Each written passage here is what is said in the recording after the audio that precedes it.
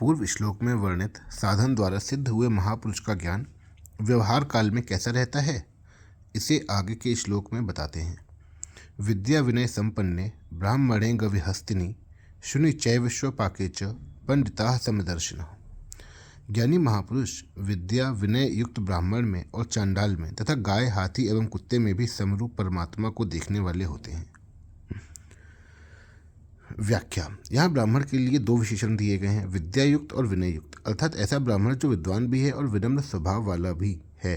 ब्राह्मण होने से वह जाति से तो ऊंचा है ही, साथ ही साथ विद्या और विनय से भी संपन्न है। यह ब्राह्मण तत्व की पूर्णता है। जहाँ पूर्णता होती है वहाँ अभिमान नहीं होता। अभिमान वहीं रहता है जहाँ पूर्णता नहीं होती। ब्राह्मण और चांडाल में तथा गाय, हाथी एवं कुत्ते में व्यवहार की विषमता अनिवार्य है। इनमें समान बर्ताव शास्त्र भी नहीं कहता, उचित भी नहीं है और कर भी नहीं सकते।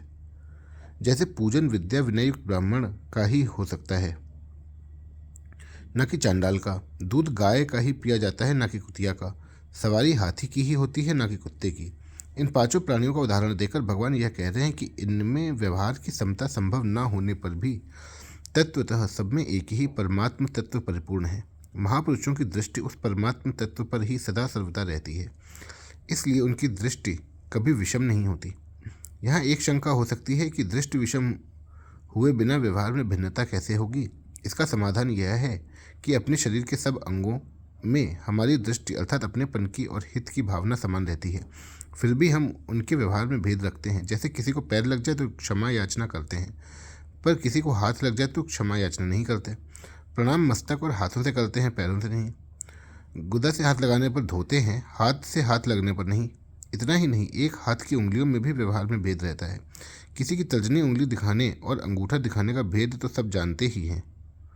इस प्रकार शरीर के भिन्न भिन्न अंगों के व्यवहार में तो भेद होता है, पर आत्मीयता में भेद नहीं होता। इसलिए शरीर के किसी भी पीड़ित अंग की उपेक्षा नहीं होती।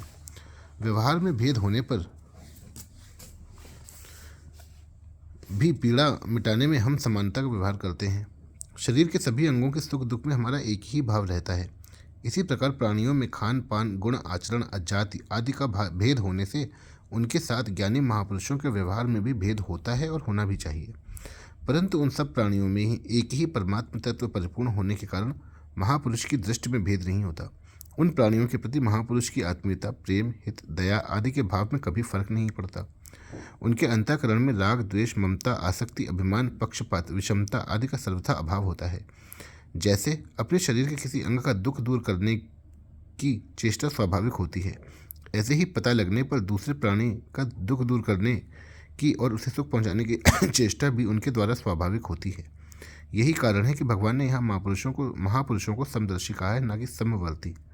गीता में दूसरी जगह भी सम देखने की, समबुद्धि की ही बातें आई हैं। जैसे समबुद्धिर्विशिष्यते सर्वत्र समदर्शनः आत्मौपरमेन सर्वत्र समं पश्यति सर्वत्र समबुद्धयः समं सर्वेषु भूतेषु यह पश्यति स पश्यति समं पश्यन् हि सर्वत्र। श्री शंकराचार्य जी कहते हैं, भावाद्वैतम सदा कुर्यात् क्रियाद्वैतम न कुत्रचित्। भाव में ही सदा अद्वैत होना चाहिए, क्रिया में नहीं। समता संबंधी विशेष बात। आजकल समता पर विशेष चर्चा चल रही है। सबके साथ समता का बर्ताव करो, ऐसा प्रचार किया जा रहा है। परंतु वास्तव में समता कहते किसे हैं और वह कब आती है, इसे समझने की बड़ी आवश्यकता है। समता कोई खेल तमाशा नहीं है, प्रत्युत परमात्मा का साक्षात स्वरूप है। जिनका मन समता में स्थित हो जाता है वह यहाँ जीते जी ही संसार पर विजय प्राप्त कर लेते हैं और परब्रह्म परमात्मा का अनुभव कर लेते हैं। यह समता तब आती है जब दूसरों का दुख और अपना दुख और दूसरों का सुख अपना सुख हो जाता है। गीता में भगवान कहते हैं कि हे अर्जुन, जो पुरुष अपने शरीर की तरह मेरे को सब जगह सम देखता है और सुख अथवा दुख को भी सम देखता है, वह योगी परम श्रेष्ठ माना गया है। जैसे शरीर के किसी भी अंग में पीड़ा होने पर उसको दूर करने की लगन लग जाती है, ऐसे ही किसी प्राणी को दुख, संताप आदि होने पर उसको दूर करने की लगन लग जाए तब समता आती है। संतों के लक्षण में भी यही आया है। पर दुख दुख, सुख सुख देखे पर। जब तक अपने सुख की लालसा है तब तक चाहे जितना उद्योग कर लें समता नहीं आएगी। परंतु जब हृदय से यह लगन लग जाएगी कि दूसरों को सुख कैसे पहुँचे, उनको आराम कैसे हो, उनको लाभ कैसे हो, उनका कल्याण कैसे हो, तब समता स्वतः आ जाएगी।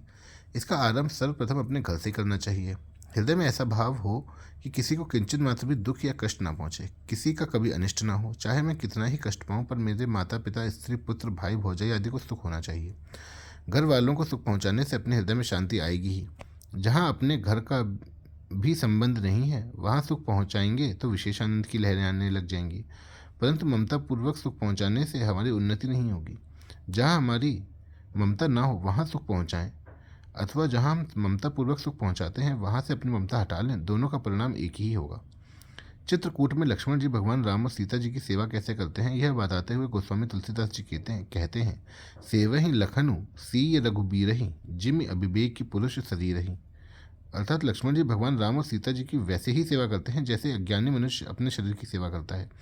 अपने शरीर की सेवा करना, उसे सुख पहुंचाना समझदारी नहीं है। अपने शरीर की सेवा तो पशु भी करते हैं। जैसे बंदरी की अपने बच्चों पर इतनी ममता रहती है कि उसके मरने के बाद भी वो उसके शरीर को पकड़े हुए चलती है, छोड़ती नहीं। परंतु जब कोई वस्तु खाने के लिए मिल जाती है तब वह स्वयं तो खा लेती है, पर बच्चे को नहीं खाने देती। बच्चा खाने की चेष्टा करता है तो उसे ऐसी घुड़की मारती है कि वह वहीं चींची करके भाग जाता है। अतः ममता के रहते हुए समता का आना असंभव है। जिससे हमें कुछ लेना देना नहीं है, जिससे हमारा कोई स्वार्थ नहीं है, ऐसे व्यक्ति के साथ भी हम प्रेम पूर्वक अच्छे से अच्छा बर्ताव करें जिससे उसका हित हो। कोई व्यक्ति मार्ग में भटक गया है, उसे मार्ग का पता नहीं है और वह हमसे पूछता है, हम उसे बड़ी प्रसन्नता से मार्ग बताएं अथवा कुछ दूर तक उसके साथ चलें तो हमें हृदय में प्रत्यक्ष सुख का, शांति का अनुभव होगा। परंतु यदि हम जानते हुए भी उसे मार्ग नहीं बताएंगे तो हमारे हृदय में सुख नहीं होगा। यह अनुभव की बात है, कोई करके देख ले। किसी को प्यास लगी है तो उसे बता दे कि भाई इधर आओ, इधर ठंडा जल है, फिर हम अपना हृदय देखें। हमारे हृदय में प्रसन्नता आएगी, सुख आएगा। यह सुख हमारा कल्याण करने वाला है। दूसरा दुख पाए पर मैं सुख ले लूँ, यह सुख पतन करने वाला है। इससे न तो व्यवहार में हमारी उन्नति होगी और न परमार्थ में। हम सत्संग का आयोजन करते हैं, उसमें आने वाले व्यक्तियों की बैठने की व्यवस्था करते हैं तो उनसे प्रेम पूर्वक कहें कि आइए यहाँ बैठिए। उन्हें वहाँ बैठाएं जहाँ से वे ठीक तरह से सुन सकें। वे आराम से कैसे बैठ सकें, ठीक तरह से कैसे सुन सकें, ऐसा भाव रखकर उनसे बर्ताव करें। ऐसा करने से हमारे हृदय में प्रत्यक्ष शांति आएगी।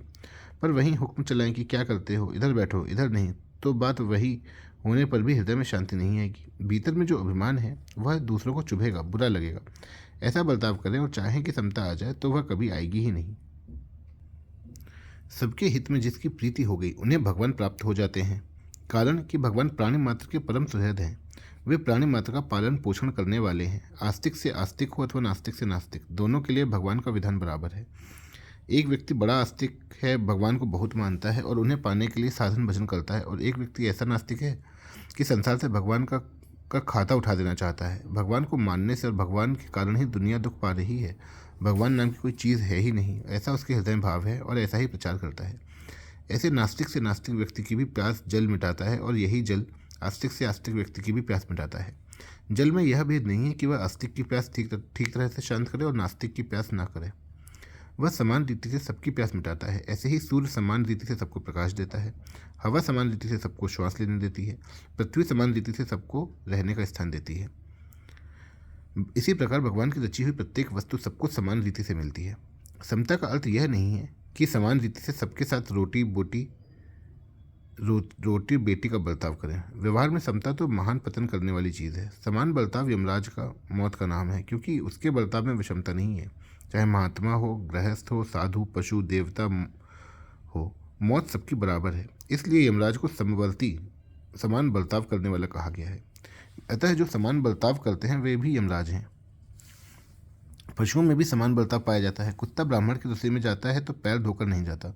ब्राह्मण की रसोई हो अथवा हरिजन की, वह तो जैसा है वैसा ही चला जाता है, क्योंकि यह उसकी समता है। पर मनुष्य के लिए समता नहीं है, प्रत्युत महान पशुता है। समता तो यह है कि दूसरों का दुख कैसे मिटे, दूसरों को सुख कैसे हो, आराम कैसे हो। ऐसी समता रखते हुए बर्ताव में पवित्रता, निर्मलता रखनी चाहिए। बर्ताव में पवित्रता रखने से अंतःकरण पवित्र निर्मल होता है, परंतु बर्ताव में अपवित्रता रखने से, खान पान आदि एक करने से अंतःकरण में अपवित्रता आती है, जिससे अशांति बढ़ती है। केवल बाहर का बर्ताव समान रखना शास्त्र और समाज की मर्यादा के विरुद्ध है। इससे समाज में संघर्ष पैदा होता है। वर्णों में ब्राह्मण ऊंचे हैं और शूद्र नीचे हैं, ऐसा शास्त्रों का सिद्धांत नहीं है। ब्राह्मण उपदेश के द्वारा, क्षत्रिय रक्षा के द्वारा, वैश्य धन संपत्ति आवश्यक वस्तुओं के द्वारा और शूद्र शरीर से परिश्रम करके सभी वर्णों की सेवा करे। इसका अर्थ यह नहीं है कि दूसरे अपने कर्तव्य पालन में परिश्रम ना करें, प्रत्युत अपने कर्तव्य पालन में समान रीति से सभी परिश्रम करें। जिसके पास जिस प्रकार की शक्ति है, विद्या है, कला है, उसके द्वारा चारों वर्णों की सेवा करें, उनके कार्यों में सहायक बने, परंतु चारों वर्णों की सेवा करने में भेदभाव न रखें।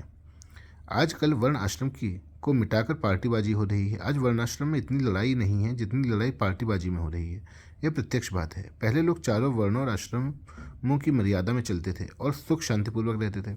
आज वर्ण आश्रम की मर्यादा को मिटाकर अनेक पार्टियां बनती जा रही हैं, जिससे संघर्ष को बढ़ावा मिल रहा है। गांवों में सब लोगों को पानी मिलना कठिन हो रहा है। जिनके अधिकार में कुआं है वे कहते हैं कि तुमने उस पार्टी को वोट दिया इसलिए तुम यहाँ से पानी नहीं भर सकते। माँ, बाप और बेटा तीनों अलग अलग पार्टियों को वोट देते हैं और घर में लड़ते हैं।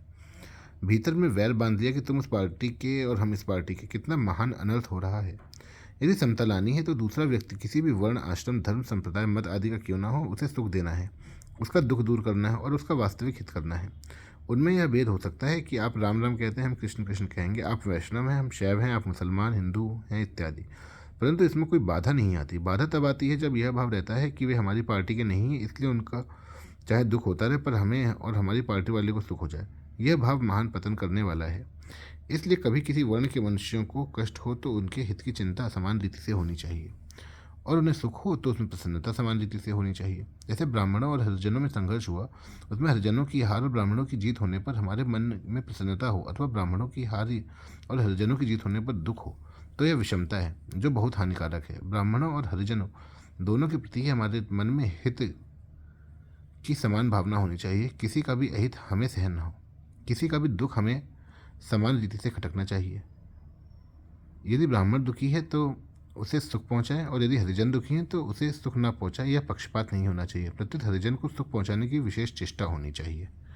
भोजन, वस्त्र, मकान आदि निर्वाह की वस्तुओं की जिनके पास कमी है, उन्हें ये वस्तुएं विशेषता से देनी चाहिए, चाहे वे किसी भी वर्ण, आश्रम, धर्म, संप्रदाय आदि के क्यों न हो।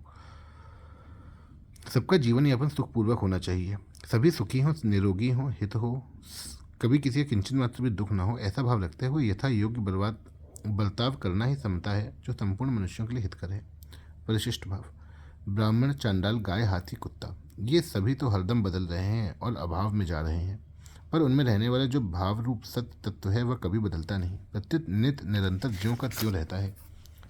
ज्ञानी लोग उसी सत्य तत्व को देखते हैं। जैसे चींटी रेत में मिली हुई चीनी के दाने को पकड़कर निकाल लेती है, ऐसे ही ज्ञानियों की विवेकवती सूक्ष्म दृष्टि असत संसार में व्याप्त सत्य तत्व को पकड़ लेती है। तात्पर्य है कि ब्राह्मण हो या चंडाल, गाय हो, कुत्ता हो, हाथी, चींटी, विषम से विषम प्राणियों में भी उनकी दृष्टि सदा सम ही रहती है। व्यवहार विषम होते हुए भी उनकी दृष्टि कभी विषम नहीं होती।